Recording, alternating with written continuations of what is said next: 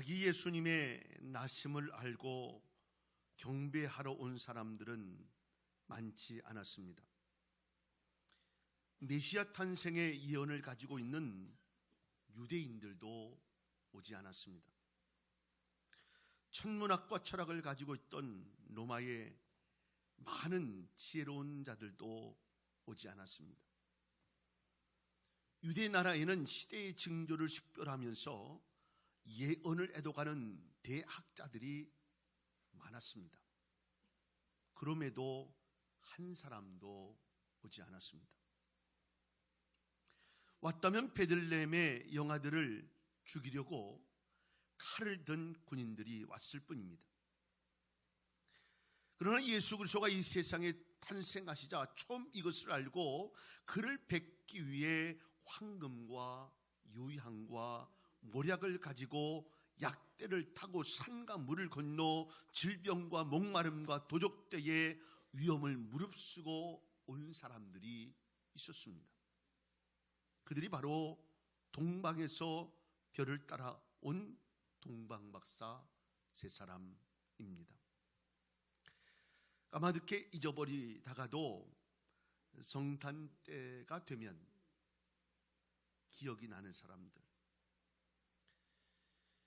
또 설교 중에 등장하는 그런 정도, 이렇게만 되어 있는 내용입니다. 성탄을 기뻐하고 축하했던 이들의 모습을 통해 우리는요, 성탄의 의미를 또 새롭게 발견할 수 있습니다.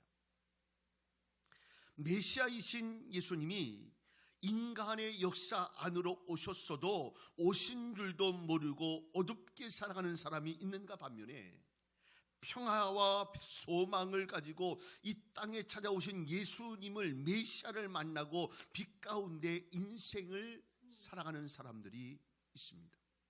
이들이 바로 동방박사들입니다. 오늘 동방박사들에 대해서 함께 나누면서 은혜를 나누려 합니다. 그 첫째로는요, 동방박사들은 늘 메시아에 대한 소원을 가졌어요. 중요한 핵심의 한 단어는 늘입니다. 늘.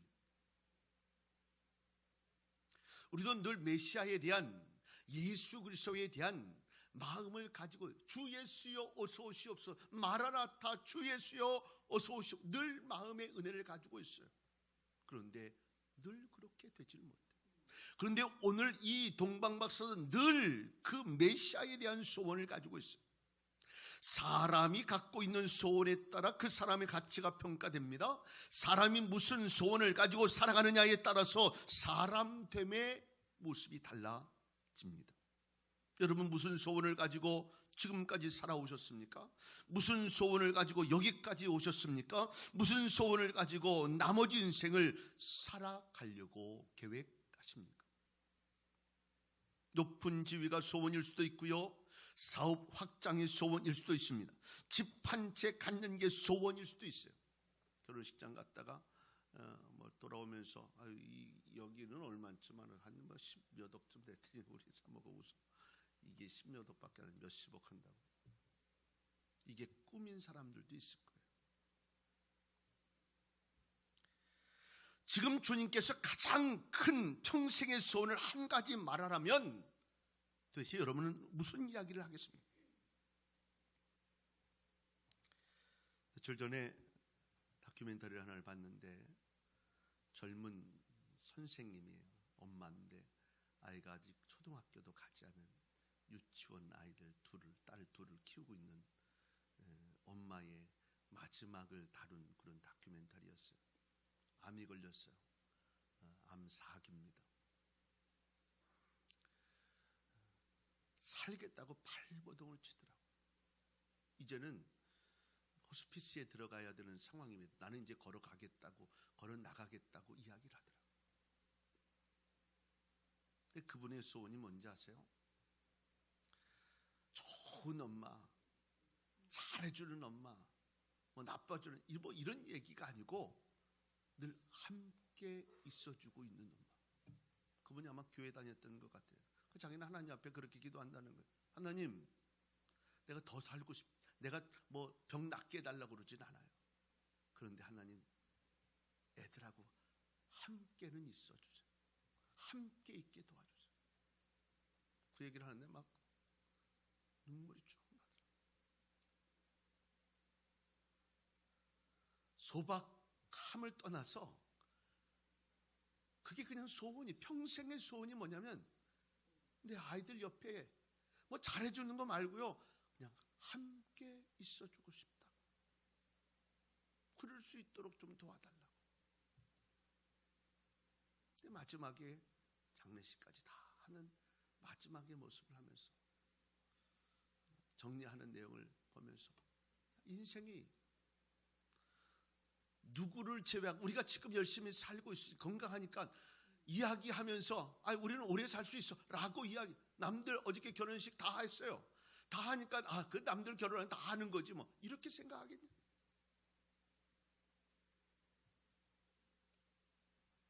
그 평생의 모습은 그냥 내 아이들과 함께 있어주고 싶어. 암 환자들이 모여서, 엄마들이 여기는 젊은 사람, 좀 나이 든 사람들 이렇게 모여서 이야기하는 거예요. 울면서 이야기라도, 난 우리 딸들이 있는데 아빠가 가르쳐줄 수 없는, 엄마가 가르쳐줘야 될 걸 가르쳐줘야 되는데 내가 좀 있어야 되겠다. 계속 그 얘기를 하더라고요. 누구의 소원은 거창할지 모르겠어요. 그런데 누구의 소원은 이런 거예요. 우리도 그런 상황에 처해질 수 있을 때가 있어요. 한 권사님이 갑자기 수요일날 예배 끝나고 전화 오셨어요. 목사님, 제가 내일 위에 좀 나쁜 게 있어서 그것 때문에 시술을 합니다. 나쁜 게 있다니까 고민스럽잖아요. 못 물어봤어요. 암입니까? 제 입으로 못 띄웠어요. 낼 수가 없어서. 불이 났게 그 다음날 시술을 한다고 해서 아침에 일찍 고대병원 신방을 가서 물어봤더니 얇게 형성이 되면서 이제 암이 되는 거예요. 갑자기 이거를 검사를 해보고 싶더라는 거예요. 영겁하고 감사하죠, 감사하죠. 이렇게 발견할 수 있는 게 감사하죠, 감사하죠. 어느 누구의 예외의 일은 아니라는 거예요. 그러니까 소박하게 은혜로 살 수 있는 삶이 그냥 은혜로 살아야 돼. 너무 욕심도 내지 말고. 그 젊은 엄마가 하는 말 가운데 한마디가, 자기가 너무 스트레스를 받았어.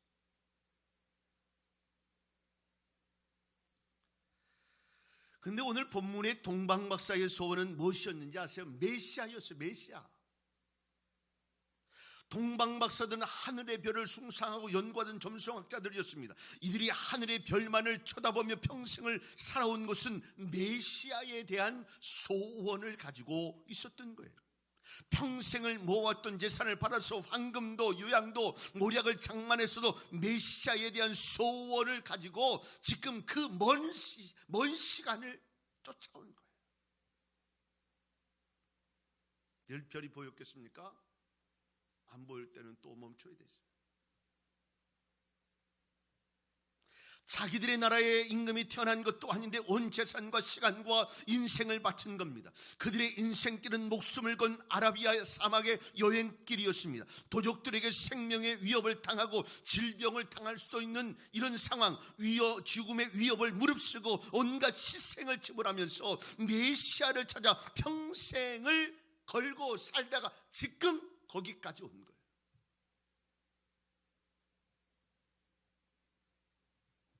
바빠요. 저는 사람들 사는 모습이 좋습니다. 시장 가는 거 좋아요. 용산 많이 다니면서 보고 이렇게 막 열심히 사는 게 좋아요. 저 우리 교회 집에서 텔레비 켜도 늘 사람들 사는 거 봐요. 우리 애들이 그냥 아빠 다른 거 봅시다. 늘 사람 바쁘게 살아요. 정신없이 삽니다. 성실하게도 살고 열심히 살아. 근데 그러다가 내가 목표하고 있는 예수님이 없을까 봐. 뭘 위해 사냐는 거지. 뭘 위해.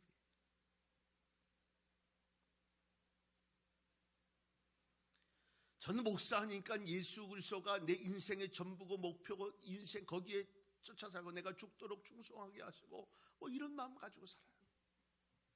근데 사실 목사만이 그런 삶을 사는 게 아니고 우리 모두가 다 메시아에 대한 소원을 가지고 내 삶 하루하루의 은혜의 삶을 가지고 살아가야 할 사람들이 우리들이라.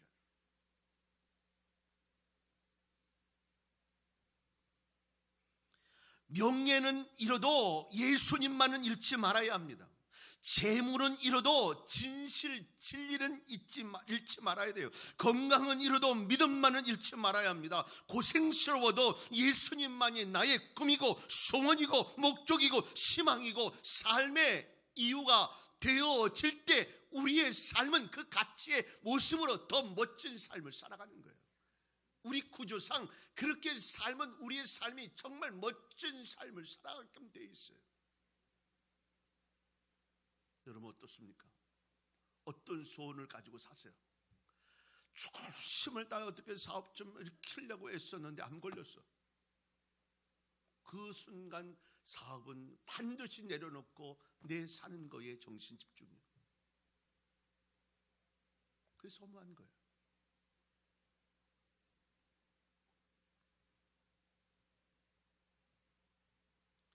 진리에 대한 간절한 소원, 이 소원 때문에 참고 기다리며 살아가는 사람들, 이런 사람들만이 예수님을 맞이하고 예수님이 해주신 은혜 가운데 살아갈 수 있게 되는 겁니다. 새 소원이 무엇이라고 묻는다면 예수님이라고 이야기할 수 있는 은혜가 있었으면 좋겠습니다. 예수님을 기쁘게 할 수 있는 한 해가, 우리의 사업이 예수님을 기쁘게, 우리의 가정이, 우리의 자녀들이 잘 돼서 예수님의 기쁨이 되는 것. 근데 좀 아멘이 막 크고 할렐루야 하고 막 이래야 돼. 복 여러분 받으세요 그러면 아멘 아멘 아멘. 사업 그냥 대박 나세요 아멘 아멘 아멘. 예수가 여러분의 삶의 소원이 되세요 라고 얘기하면 아멘 안 해요.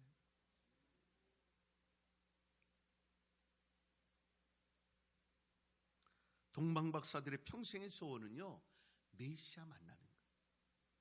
결국 예수 그리스도 아기 예수님 만나게. 이런 마음의 소원을 갖자 동방박사들에게 별이 나타났고 그들을 인도하기 시작했다는 겁니다. 소원을 가지고 몸부림치며 기다리는 자에게 하나님은 반드시 길을 열어주십니다. 소원을 가진 자에게 하나님 반드시 방법을 주세요. 그리고 소원을 가진 자에게 하나님 반드시 기회를 주신다는 사실을 잊지 않기를 바랍니다. 며칠 전에 이현서 목사님 만났어요. 그래서 제가 얘기해요. 어떤 기회가 어떤 모습이 생겨지면 생각 없이 이를 열심을 다해 반드시 보여주는 기회가 있을 거야. 너하고 맞는 어떤 기회가 있을 거야. 그럼 그게 너 인생의 목표라는 큰 도움이에요. 움직여야 보여요. 끊임없이 몸부림쳐야 돼요. 어떤 기회로 보여준 단 한 거, 이거는요 꿈꾸다가 우연히 본 게 아니고 열심히 부지런히 노력하다가 보여지는 기회예요. 이거를 우연이라고 아니에요. 보는 사람들, 찾는 사람들, 꿈꾸는 사람들만이 가질 수 있는 길이에요. 이걸 저는 기회라고 생각해요. 저는 저에게 보여준 그 기회를 놓치고 싶지가 않아요. 하나님이 내게 주신 일이라면 조금 힘들고 어려워도 믿음의 은혜로 걸어가자.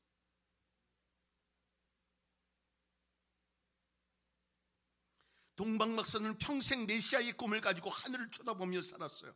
그리고 이들에게 별이 나타났습니다. 인생을 살 때 진리와 참된 삶의 간절한 소원과 꿈을 가지고 살아가는 자에게는 하나님께서 계시를 주시고 말씀을 믿게 하시며 성령의 역사를 인도함을 받게 한다는 사실을 믿으실 수 있기를 바랍니다. 의로움에 대한 소원, 구원에 대한 소원, 천국에 대한 소원을 가진 자만이 예수 그리스도를 만나게 됨을 잊지 않기를 바랍니다. 인간답게 살아보겠다고 몸부림치고 소원을 가지고 하나님의 영광 위에 살겠다고 노력하는 자에게만 하나님께서 방법을 주십니다. 길을 열어주세요. 능력을 주세요. 한번 살아보겠다는 소원을 가져보세요. 병든 자가 나아지게 될 줄로 믿습니다. 이 소원을 가지고 움직여지는 자에게 치료의 역사도 있는 거예요. 삶의 이유를 느끼고 불타는 소원을 가슴에 품고 부르짖을 때 하나님은 반드시 나타나시고 응답하신다는 사실을 기억하실 수 있기를 바랍니다. 야곱은요, 축복을 받겠다는 소원 하나로 20년의 세월을, 인생을 밑바닥을 둥글면서 살았는데 그에게 축복의 방법이 주어졌어요. 요셉은 하나님께서 보여주신 꿈만을 바라보며 종살이, 감옥살이도 견뎌냈어요. 그에게 지혜가 주어집니다. 모세는 민족 구원의 소원 하나를 가지고 고독하고 외로운 광야의 40년의 행진을 참아냈습니다. 결국 그에게 능력이 주어졌어요. 예수님에 대한 간절한 소원이 여러분의 가슴 속에 활라산처럼 불타오르는 은혜가 있기를 바랍니다. 하나님께서 이루실 거예요. 응답하실 줄로 믿습니다. 두 번째로는 이 동방박사들은요, 성령의 인도하심을 받고 예루살렘을 떠나 베들레헴으로 갔어요. 진리는 예루살렘에 있지 않았어요. 진리는 베들레헴에 있었습니다. 동방박사들은 예루살렘으로 메시아가 올 줄로 생각했습니다. 왜냐하면 그것이 이스라엘의 중심이었기 때문이었어요. 왕이 머물렀던 곳이 예루살렘이었기 때문에 그래요. 그런데 그 예루살렘이 예수님의 눈에서 눈물을 흘리게 하는 타락한 예루살렘으로 바뀌고 맙니다. 예루살렘은 돈이 많은 곳이었지만 남의 것을 도둑질한 도둑놈들이 많은 곳이었어요. 예루살렘은 권력과 세력이 많았지만 약하고 힘없는 자를 등쳐먹는 그런 곳이었어요. 찬란한 황금의 도시로 장식되었지만 속은 부패하고 썩어져 갔어요. 예배 소리는 두높이 올려갔지만 하나님의 이름은 이야기했지만 그 속에 진실도 공의도 진리도 없었어요.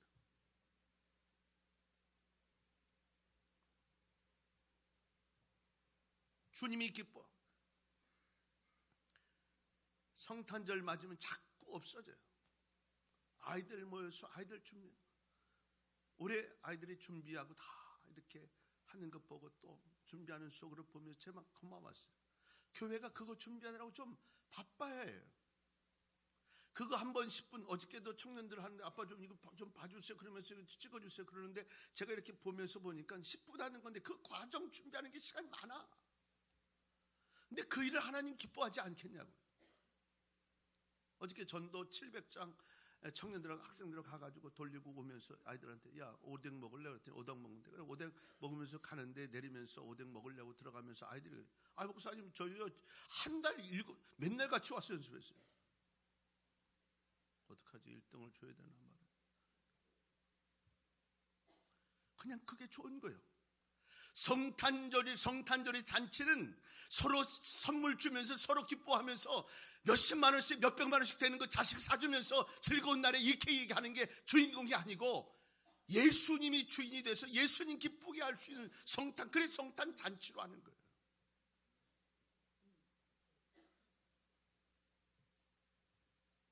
새벽성임이 없어지. 지금도 새벽성에 묻는 목사님들 많아요.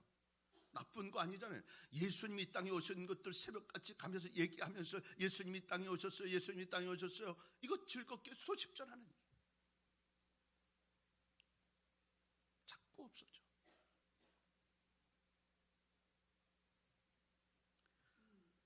있어야 할 예루살렘의 중심이 예수님이어야 예수님이 있지 않은 거예요. 다 윗선이고 다 타락이고 다 거칠해요. 저는 어린 시절 늘 기억이 나요. 마음속에 어린 시절 기억나요. 제가 인천의 부평이라는 곳에서 살았어요. 제가 교회 다니는 섬기는 교회가 제법 큰 교회였어요. 근데 조금 이제 잘 사는 데로 가신다고 저희 어머니가 주안이라는 곳을 이사를 가셨어요. 그러니까 주안하고 부평은 좀 거리가 멀어요. 한 30분, 그 당시 한 30분 이렇게 차를 타고 갔어야 되니까 버스를 타고 가야 돼요. 그러니까 이제 저를 초등학교 가면서 1학년 때 부평에서 있다가 초등학교를 주안 초등학교를 이렇게 가게 됐어요. 그래서 이제 그 목사님한테 말씀드렸더니 우리 담임 목사님이 이제 저희 어머니 아버지 말씀하셔가지고 저는 이제 주안 남교회라고 하는 교회, 조그만 교회, 제가 한 30-40평 정도 되는 조그만 아담한 교회예요. 제법 교인들도 많았어요. 작지 않았어요. 제가 기억으로 어린 기억에 한 7, 80명 이렇게 예배 드렸던 것 같아요. 꽉 그래도 차서 예배 드렸던 기억이 나는데 그 교회를 다녔어요. 저희 어머니 아버님은 이제 그 교회 다니시고 저는 어리니까 초등학교가 버스 타고 다니기 어려우니까 이제 1학년부터 6학년까지 그 교회를 다녔는데 늘 마음이 지금도 성탄절만 되면 막 마음이 지금도 보면 제가 아주 저학년 때는 아니었던 거예요. 3학년 뭐 한 이후쯤 될 같은데 늘 새벽송을 쫓아다녔어요. 지금 생각하면 얼마나 싫었을까 그래요.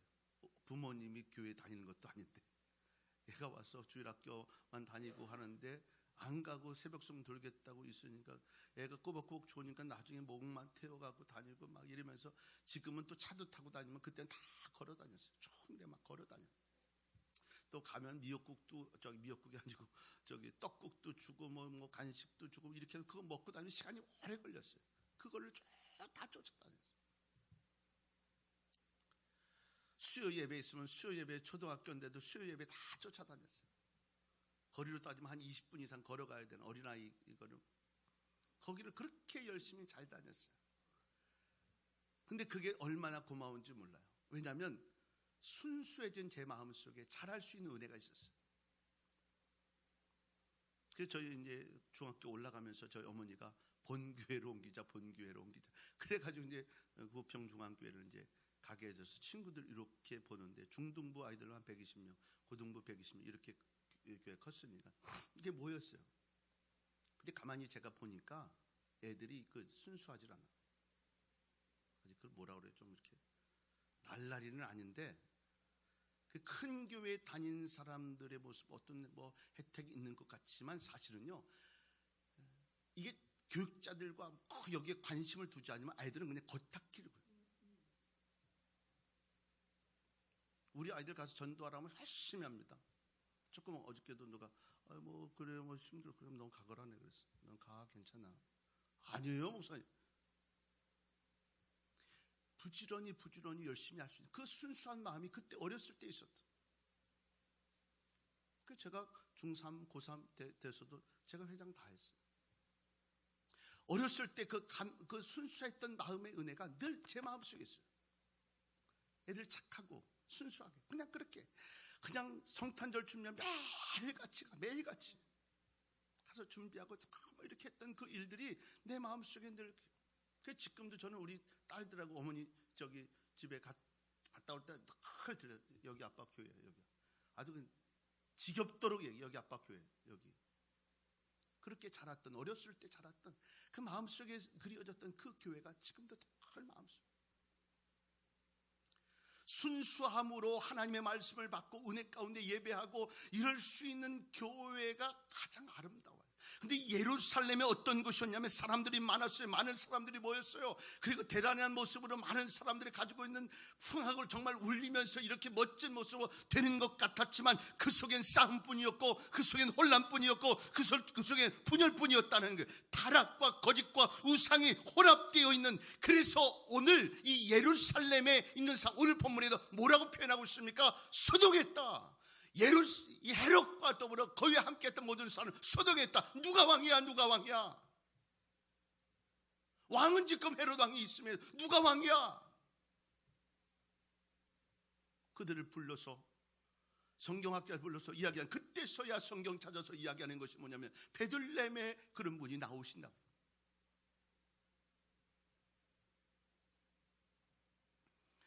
메시아 되신 예수님은 예루살렘으로 오시지 않고 가난하고 배우지 못한 마음 아픈 사람들 지치고 약해 있던 그 베들레헴으로 가난한 마을 베들레헴으로 오셨어요.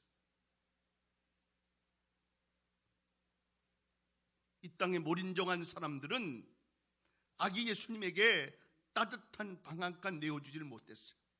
예수님은 짐승의 먹이똥인 말구유통으로 오셨어요.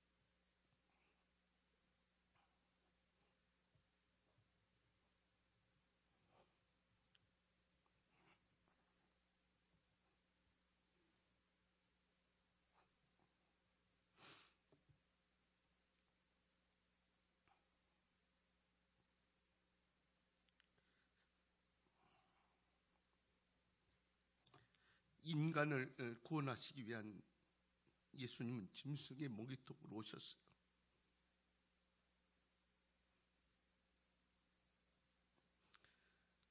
짐승들 냄새가 나는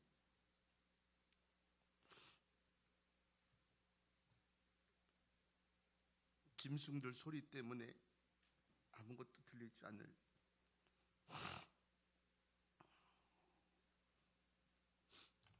그 자리로 예수님이 오셨어요. 따뜻한 방 하나 내어줄 수 없었던 무린정한 인간의 세계보다는 차라리 주인을 보면 꼬리를 치며 흥흥거리며 즐거워하는 짐승들의 집으로 예수님은 오셨어요.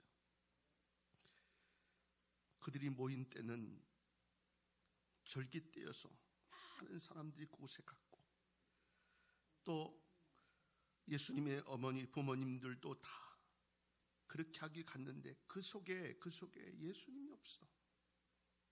그 속에 메시아가 없어요.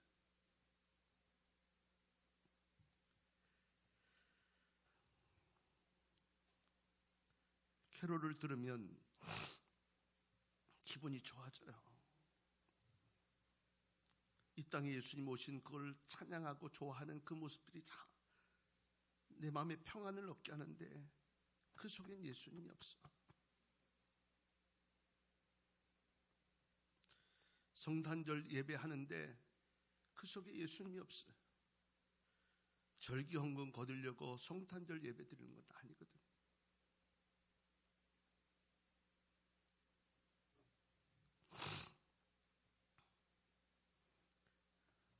더 지치고 고독한 자리, 슬픔의 자리, 가난한 사람들의 자리에 주님이 오셨다는 거예요. 위로자가 되시기 위해서 그 모습으로 온 그 모습이 다른 사람들의 눈에 보이지 않았는데 이 동방박사들의 눈에는 보였다는 거예요. 성탄절 맞이하면서 주님이 보여지고 아기 예수님이 보여지는 성탄절 되는 은혜가 있기를 주님의 이름으로 축복합니다. 세 번째로 동방박사들은 보배합을 열었습니다. 아기 예수님에게 꼭 걸맞는 황금, 유향, 모략을 예물로 드렸습니다. 우리는 보배합을 딴 곳에 열 때가 많습니다. 주님을 위해서는 인색하다가도 다른 일을 위해서는 아낌없이 엽니다. 손주들, 내 자식은 몇십만 원, 몇백만 원 드려도 하나님 앞에 드려진 그 일은 늘 인색합니다. 그런데 동방박사들은 그 반대였습니다. 준비한 예물을 오직 주님께 열어 보배합을 드렸다는 거예요. 어떤 분은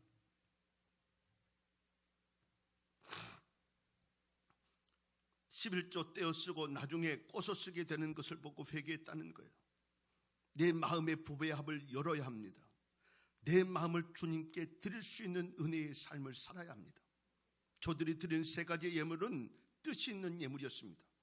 황금은요, 왕이신 예수님께 드리는 그런 예물이었어요. 페르시아에서는 황금을 가지고 가지 않으면 왕에게 나갈 수 없었다는 거예요. 황금은 가장 귀한 가치를 의미하는 거예요. 가장 귀한 것을 왕이 되시는 주님께 드린 거예요. 왕 되신 그분만이 받을 수 있는 것을 드린 예물, 이것이 가치 있어요. 유황은 제사장이신 예수님께 드린 예물이었습니다. 우리를 인간과 하나님과 연결시켰던 그 제사장의 역할을 하시는 그분이 하셨던 일을 확인시키고 있는 것이 뭐냐면 유황이었어요. 송진이 향기가 좋았어요. 그래서 속죄의 제사를 드릴 때 그들은 그 향의 모습으로 제사를 드리는 거예요. 그러니까 이 동방박사들은 이 역할을 하고 있는 예수님을 바라보면서 온전하게 예물을 드리고 있는 겁니다. 모략은 죽으실 예수님에 대한 예물이었습니다. 모략은 방부제예요. 예수님이 죽으시러 이 세상에 오셨다는 사실을 알고 미리 죽으실 예수님을 위해 모략을 준비해 드린, 정말 아주 적정하게 황금과 유향과 모략은 예수님에게 꼭 걸맞는 그런 예물이었다는 사실. 오늘 우리에게도 주님이 필요로 하는, 주님이 원하는 것을 우리의 보배합을 열어 드릴 수 있는 성탄절 되는 은혜가 임할 수 있기를 주의 이름으로 축원합니다. 말씀을 정리합니다. 동방박사들처럼 예수님을 평생의 소원으로 삼으며 삽시다. 그 소원을 가지고 몸부림치는 사람에게 주님은 성령을 보내주시고 우리가 인도함을 받게 될 줄로 믿습니다. 고난의 자리, 슬픔의 자리, 눈물의 자리, 있었던 그 베들레헴의 자리, 그 자리에 주님은 계셨다는 사실을 기억하면서 오늘도 우리도 그렇게 함께 할 수 있는 은혜의 마음들이 있기를 바라고요. 보배합을 열어 주님께 필요한 것을 드림으로 주님의 기쁨이 되었던 것처럼 우리에게도 드릴 수 있는 기쁨의 은혜가 있기를 주님의 이름으로 축원합니다. 그러면 다른 길이 열려져요. 그래서 하나님이 그들에게 인도하셨고 베들레헴으로 다시 돌아가지 않고 고국으로 돌아가. 만약에 가서 이야기하지 않으면 고초를 당하고 죽게 될지도 모르는 그 길을 하나님 피하게 하셨고 결국은 자기의 고국으로 돌아가게 하셨어요. 새로운 길이 나타납니다. 축복의 길이 나타납니다. 메시아를 만난 사람의 인생의 마음은 그 마음의 감격을 이룰 수가 없어요. 저는 예루살렘 2번 가봤는데요, 그 2번 갈 때마다 좋아. 지금도 나중에 또 시간 내면 갈 거예요. 계속 그 마음의 감격이라는 게 있어요. 은혜가 있어요. 예수 그리스도를 만난 사람의 인생의 삶은요, 은혜가 있고 감격이 있고 기쁨을 이루며 살아갑니다. 오늘 그 예수님 만남으로 예수님 때문에 또 다른 마음의 감격과 은혜가 있는 성탄절 될 수 있기를 주님의 이름으로 축원합니다. 기도하겠습니다.